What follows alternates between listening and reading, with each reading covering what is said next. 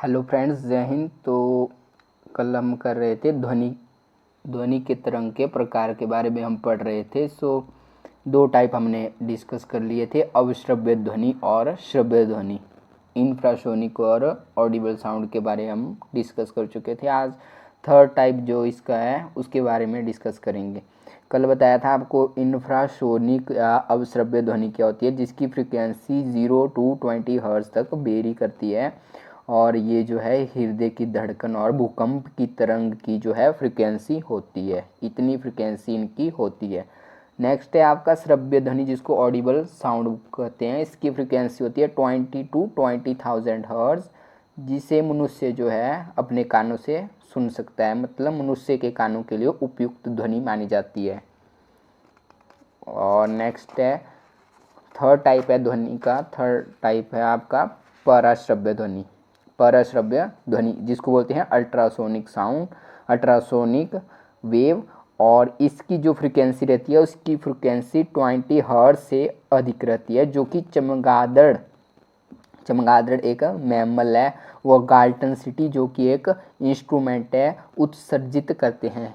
ये करते हैं इतनी साउंड उत्पन्न जिसको मनुष्य जो है अपने कानों से नहीं सुन पाता। इसलिए क्योंकि मनुष्य के कानों की रेंज कितनी होती है, कानों की रेंज नहीं, कानों के सुनने की रेंज होती है 20 हर्ट्ज से लेकर 20,000 हर्ट्ज तक। तो सबसे ज़्यादा ध्वनि तरंग किस ध्वनि तरंग का उपयोग किया जाता है, वो किया जाता है अल्ट्रासोनिक, मतलब पराश्रव्य तरंग का उपयोग सबसे ज़्यादा किया जाता है, क्योंकि इसकी फ्रिक्वेंसी जो है सबसे ज़्यादा रहती है, तो इसका उपयोग ज़्यादा किया जाता है। अब इसका उपयोग किस किस चीज़ों में किया जाता है? नंबर 1, गठिया रोग के उपचार में किया जाता है, जो कि घुटनों में होता है बुढ़ापे में। गठिया रोग के उपचार में अल्ट्रासाउंड यानी सोनोग्राफी में किया जाता है, सोनार में किया जाता है, और बड़ी बड़ी चिमनियों की कालिख हटाने में किया जाता है। जो फैक्ट्री वगैरह में होती है चिमनियाँ, उनकी कालिख हटाने में किया जाता है उपयोग। और कीमती वस्त्रों की सफाई के लिए अल्ट्रासोनिक वेव का उपयोग किया जाता है, क्योंकि इनकी फ्रिक्वेंसी हाई होती है।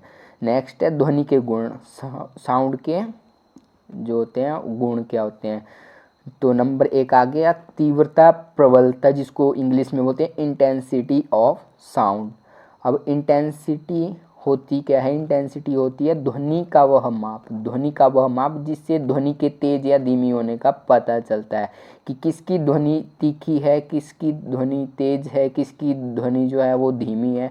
जैसे महिलाओं की ध्वनि तीखी होती है और पुरुषों की ध्वनि जो है वो मोटी होती है वैसे।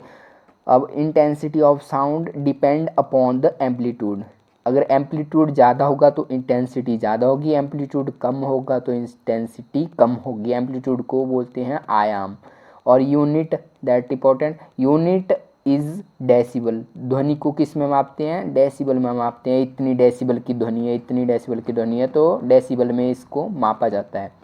नेक्स्ट है आपका तारत्व, जिसको पिच बोलते हैं, ध्वनि का वह माप जिससे ध्वनि के मोटी या पतली होने का पता चलता है, इसको बोलते हैं तारत्व। और it depend upon frequency, frequency पे डिपेंड करता है। और इंटेंसिटी जो है वो एम्पलीट्यूड पे डिपेंड करती है, फ्रिक्वेंसी पे डिपेंड करता है। अब आपको एग्जांपल दिया मैंने, देखिए महिला, बच्चा और मच्छर, इनका तारत्व अधिक होता है। महिला, बच्चा और मच्छर एक ही कैटेगरी में आते हैं, इनका तारत्व जो है वो अधिक होता है, मतलब इनकी पिच जो है वो हाई रहती है। और अगर पिच हाई होती है तो फ्रिक्वेंसी भी इनकी हाई होती है। अगर फ्रिक्वेंसी हाई होती है तभी पिच इनकी हाई होती है, मतलब इनकी साउंड जो है वो तीखी होती है। और पुरुष और शेर, इनका तारत्व मतलब पिच कम होता है, मतलब फ्रीक्वेंसी भी कम होती है। सो मतलब महिलाओं की आवाज़ और बच्चा मच्छरिन की आवाज़ सुनना थोड़ा कानों को अजीब लगता है। और पुरुष और शेर की जो है वो पिच जो है कम होती है, आवाज़ मोटी होती है, तो सुनने में सही लगता है, मतलब इजीली सुन सकते हैं इनको।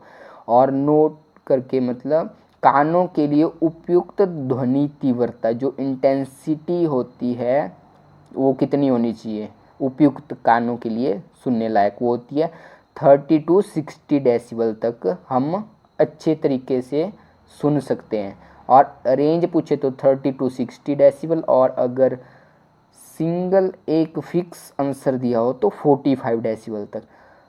नेक्स्ट है ध्वनि शोर प्रदूषण में ध्वनि की तीव्रता, जो नॉइज़ होता है उसमें कितनी डेसिबल की साउंड होती है, उसमें होती है 80 डेसिबल से ऊपर होती है। इसलिए अब हम उपयुक्त ध्वनि है हमारे कानों को जिसको कंफर्ट लेवल कहते हैं वो 30 to 60 डेसिबल, और नॉइज़ की साउंड है 80 डेसिबल से ऊपर। सो इसलिए हमें सुनने के लिए अच्छा नहीं लगता नॉइज़। और जेट विमान की ध्वनि की तीव्रता होती है 140 to 150 डेसिबल तक। नेक्स्ट है स्पीड ऑफ साउंड, कंपैरिजन कर रहे हैं माध्यम में, जैसे सॉलिड में, लिक्विड्स में और गैस में, ठोस, द्रव और गैस में। तो सबसे ज़्यादा जो है स्पीड किस में होती है, सॉलिड में होती है, फिर लिक्विड में होती है, फिर गैसेस में होती है। सॉलिड्स में क्यों होती है, क्योंकि सॉलिड्स में जो पार्टिकल्स होते हैं, जो अणु जो होते हैं वो क्लोजली टाइट होते हैं, क्लोज होते हैं। सो एक वाइब्रेट होगा, दूसरा उसको जल्दी कर देगा, साथ साथ में है ना, क्योंकि इसलिए। और लिक्विड्स में थोड़े दूर दूर रहते हैं तो एक वाइब्रेट होगा फिर थोड़ा टाइम लेके दूसरे, इसलिए स्पीड ऑफ साउंड किस में है ज़्यादा है, ठोस में ज़्यादा होती है। ओके। और निर्वात, वैक्यूम में ध्वनि की चाल जो है, वैक्यूम में ध्वनि की चाल जो है शून्य होती है, इम्पोर्टेंट है। ध्वनि की चाल जो है वैक्यूम में शून्य होती है। और वायु में ध्वनि की चाल जो है, एयर में speed of sound in air 332 metre per second, ये पूछा गया क्वेश्चन है, 332 मीटर प्रति सेकंड। और सर्वाधिक ध्वनि